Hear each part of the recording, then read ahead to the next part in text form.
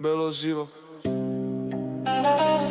sve po meri, laser prav rad, nema greške, italijanski šmek u zgradi.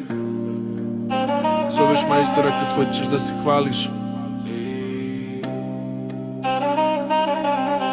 Hej, hej. Mala hoće stan, kosa razglednice. Kaže znam koga da zovem, radi pločice. Ulazim u zgradu u farmerkama, punim prašine na rukama, tragovi fuga, ne od prstenja. Metar klizi crta prave kvadrate, svaki zid dobije šare kao palate. Kaže šta je ovo, to je najnoviji dizajn, svaki red koji složim diže ti cenu kvadratnog metra.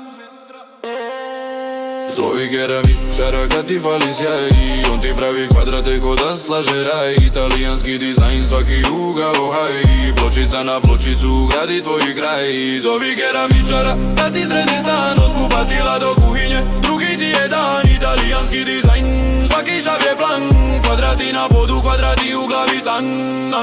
Na podu mozaik, priča mali roman, ko će slažem tiho, a lefe kad je glam. Kaže komšilu ko ti ovo radi, obrate. Ona kaže ime, šapuće ga kao tajne šifre. Na stolu skica kafu, pije mišolje s lekama. Gledam prazne zidove, već ih vidim s kockama. Ti vidiš gradilište, ja vidim naslovnu stranu. Kad završim im i beton dobije krunu.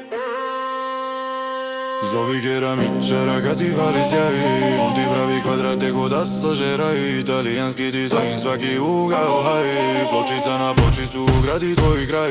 Zovi keramičara da ti sredi stan, od kupatila do kuhinje, drugi ti je dan. Italijanski dizajn, svaki šav je plan, kvadrati na podu, kvadrati u glavi san.